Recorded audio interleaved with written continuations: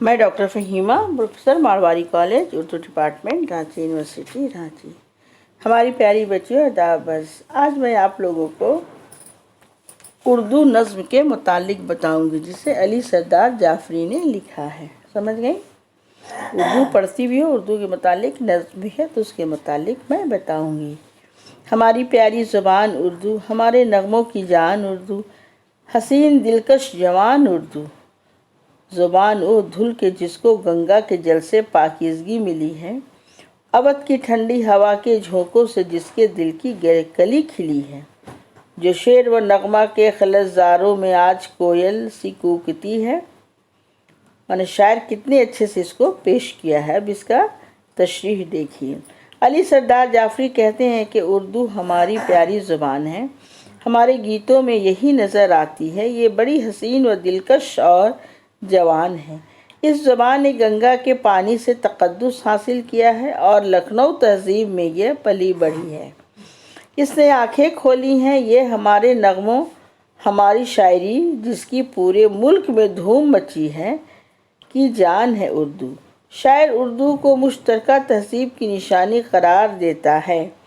اسی زبان میں ہمارے بچپن نے ماؤں سے لوریاں سنی ہیں، جوان ہو کر اسی زبان میں کہانیاں عشق کی کہی ہیں، اسی زبان کے چمکتے ہیروں سے علم کی جھولیاں بھری ہیں۔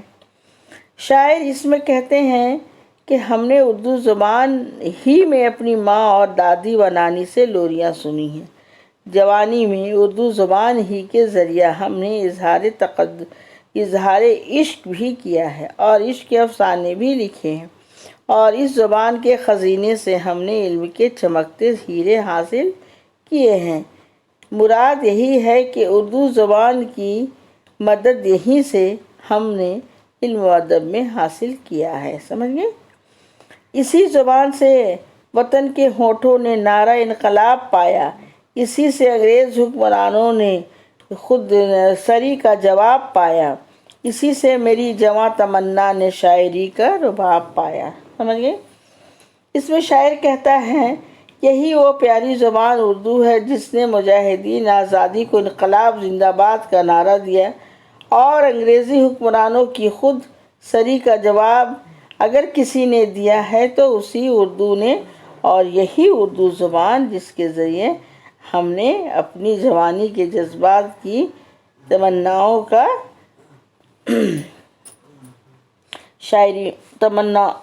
کا احساس رکھا ہے۔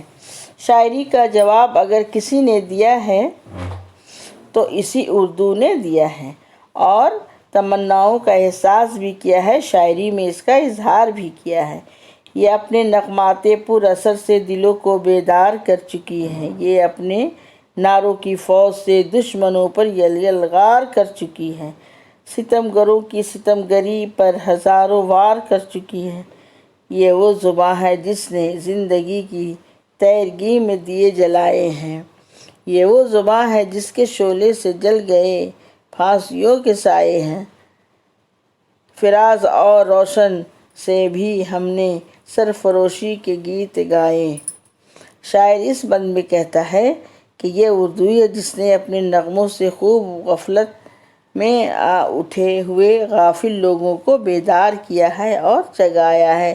اس کے نعروں نے جنگ آزادی کے ہستیوں کو حوصلہ اور جرأت عطا کیا ہے، جس کے سہارے انہوں نے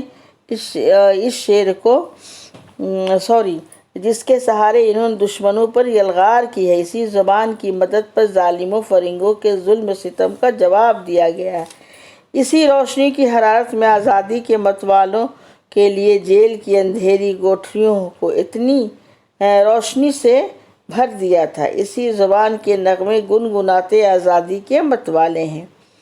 سرفروشی کی تمنا اب ہمارے دل میں ہے، دیکھنا ہے آرزو کتنا بازوئے قاتل میں ہے، تختہ اور پرسی خوشی خوشی جا پہنچے ہیں، جلے ہیں گنگ و جمن کی وادی میں ہم سوائے بہار بن کر، ہمالیہ سے اترے ہیں تیرا ترانہ آبشار بن کر، رواں ہے ہندوستان کی رگے رگ میں خون کی سرخ دھار بن کر۔ شاعر یہاں اسی مشترکہ تہذیب کی طرف اشارہ کرتا ہے کہ ہم نے اسی وادی کو گنگا جمنا محبت کے نغمے بنائے. ہماری آواز کشمیر سے کنیا کماری تک گونجتی ہے. ہندوستان کی رگ و ریشے میں یہ زبان خون کی طرح سرخی بن کر دوڑ رہی ہے. پھر خود کہتے ہیں شاعر، ہماری پیاری زبان اردو ہمارے نغمہ گو کی جان ہے اردو، حسین دلکش کی آواز ہے اردو. شاعر نے جن 3 مصروں سے نظم کا کام آغاز کیا، انہی 3 مصروں پر اختتام میں دہراتا ہے اور کہتا ہے کہ اردو ہماری پیاری زبان ہے. ہمارے گیتوں اور ہمارے نغموں کی کشتی سے ہے یہ بڑی حسین، دل اور دل جوان ہے اردو. سمجھ گئے؟ اس طرح سے آج میں نے آپ لوگوں کو اردو نظم پڑھایا، اور پھر انشاءاللہ اس کے آگے میں اس کو پڑھاؤں گی. اور اسے غور سے سن بھی لیا آپ لوگوں نے اور سمجھ بھی لیا. اب اسے یاد کر لیں، ایگزام کی تیاری میں رہیں انشاءاللہ. اللہ حافظ.